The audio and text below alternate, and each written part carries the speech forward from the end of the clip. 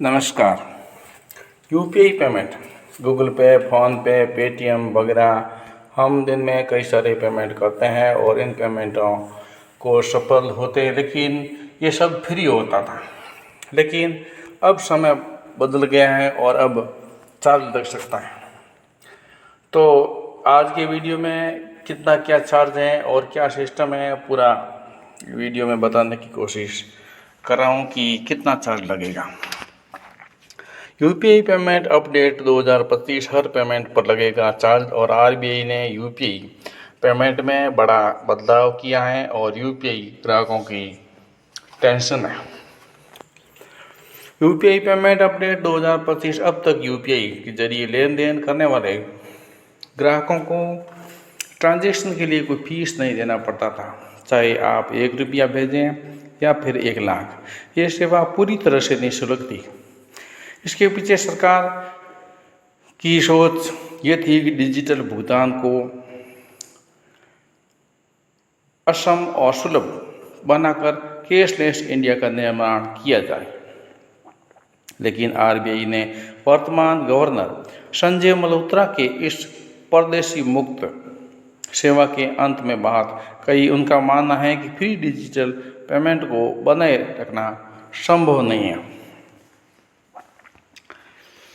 RBI के योजना UPI के डिजिटल पेमेंट के इस तंत्र की आर्थिक रूप से आत्मनिर्भर बनाना है और आज के डिजिटल युग में भुगतान सेवा और बैंक कितने सारे ट्रांजैक्शन फ्री करने के आर्थिक दबाव का सामना करता है। इसलिए भविष्य में या तो यूजर्स को या फिर व्यापारियों को मामूली ट्रांजैक्शन चार्ज देना पड़ सकता है। विशेष गानों के मुताबिक यह चार्ज इतना बड़ा नहीं होगा कि आम आदमी की पड़ती डिजिटल आदतों को प्रभावित कर सके, बल्कि ये एक छोटा सा सन होगा जिसे ग्राहक और व्यापारी मिलकर वहाँ करेंगे ताकि वह सेवा बिना रुके चलती रहे। यूपीआई पेमेंट नई अपडेट 2025 आप सभी को बताते हैं कि सरकार ने मर्चेंट डिस्काउंट रेट MDR यानी कि व्यापारियों द्वारा बैंकों को दी जाने वाली फीस को शून्य रखा हुआ है, लेकिन इस पर फिर से बदलाव हो सकता है। अगर MDR पुनः लागू होता है तो व्यापारी डिजिटल भुगतान स्वीकार करने के लिए बैंकों को कुछ भुगतान करेगी जो अंतर उपभोक्ताओं तक पहुंच सकता है। हालांकि आरबीआई और सरकार कौन है इस बात पर जोर दे रहे हैं कि डिजिटल भुगतान प्रणाली को आसान, सुरक्षित और फाइटिंग बनाना प्राथमिकता है। बड़े बदलाव के पीछे मुख्य कारण यह भी है कि डिजिटल लेन देन के पीछे बैंक और सेवा प्रदाताओं को काफ़ी लागत आती है, जिसे पूर्ण रूप से मुक्त रखना लंबे समय तक आर्थिक रूप से टिकाऊ नहीं हो सकता। आरबीआई के फैसले में जरिए लेन देन प्रक्रिया को स्थिर और आसान बनाना चाहती है ताकि डिजिटल भुगतान का विकास और विस्तार बना रहे। यूपीआई पेमेंट न्यूज 2025 इसका मतलब यह भी है कि आने वाले समय में डिजिटल भुगतान के लिए माइक्रो स्मॉल ट्रांजैक्शन से लेकर बड़े बिग ट्रांजैक्शन तक, छोटे से लेकर बड़े ट्रांजैक्शन टैक्स सभी पर चार्ज लाने की संभावना है। यह परिवर्तन भारत की डिजिटल अर्थव्यवस्था के लिए हम मोड़ होगा, क्योंकि इससे डिजिटल पेमेंट इकोसिस्टम की स्थिरता आएगी। इस नई नीति के अनुसार हर पेमेंट पर चार्ज लगाना शुरू हो सकता है, जो यूजर और कारोबारी दोनों के लिए प्रभावित होगा।